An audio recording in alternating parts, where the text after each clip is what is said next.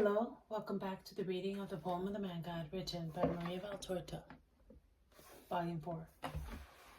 Chapter 518, Part 1, Going to Tekoah, Old Eliana.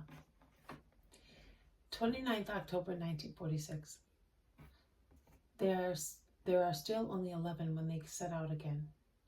11 pensive, shocked faces around the sad face of Jesus, who takes leave of the sisters, and who, after a moment's consideration, says to Simon Zealot and Bartholomew, "You will stay here. You will join me at Tekoah, at Simon's house, or in the house of Nike near Jericho, or at Beth Arbara, if he should come. And serve charity. Have you understood? Do not worry, Master. We will not be lacking in love for our neighbor in any way," says Bartholomew, assuring him. "At whatever hour he may arrive, leave at once." "We will, Master, and thanks for trusting us," says the zealot. They kiss one another, and while a servant closes the gate and Jesus goes away, the two apostles go back to the house with the sisters. Jesus is ahead alone. Peter is behind him between Matthew and James of Alphaeus. Behind them there is Philip with Andrew, James and John of Zebedee. Last, as silent as the others, come Thomas and Judas Thaddeus. But I am wrong. Peter also is silent. His two companions exchange a few words, but he who is between them does not speak.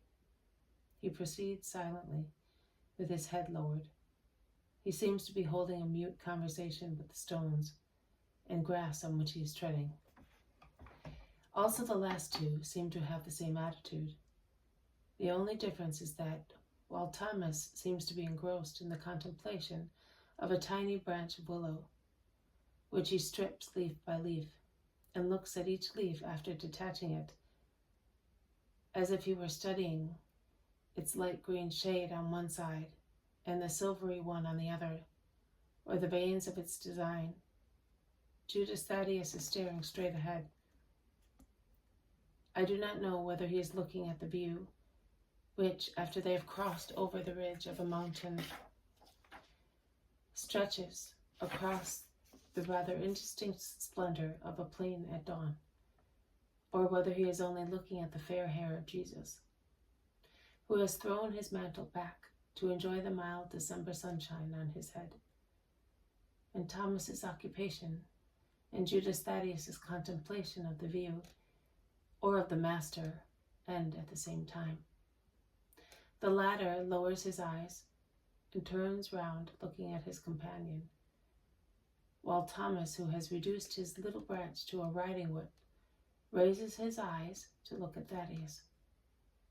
A sharp and at the same time kind, sad look which meets a similar one. "It is so, my friend, just so," says Thomas, as if he were ending a speech. "Yes, it is so, and deep is my grief. Also my love for a relative is involved." "I understand, but you have a torture of love in your heart. But what about me? I have a sense of remorse torturing me, and it is even worse." "Remorse? You have no reason for remorse. You are good and loyal. Jesus is pleased with you, and we have never had from you any reason for scandal. So how can you have this feeling of remorse?" From recollection, the remembrance of the day when I decided to follow the new rabbi who had appeared in the temple. Judas and I were close to each other, and we admired the action and the words of the Master, and we decided to look for him. And I was more decided than Judas, and I almost dragged him. He says the opposite, but it is so. That is my remorse, that I insisted to make him come. I brought an everlasting sorrow to Jesus. But I knew that Judas was loved by many, and I thought that he would be useful.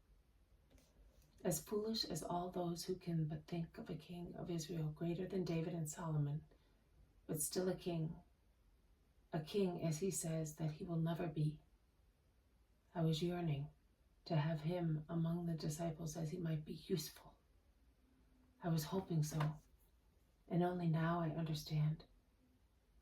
And I understand so more and more how right Jesus was in not accepting him at once. On the contrary, he told me not to look for him.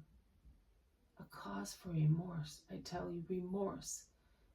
That man is not good.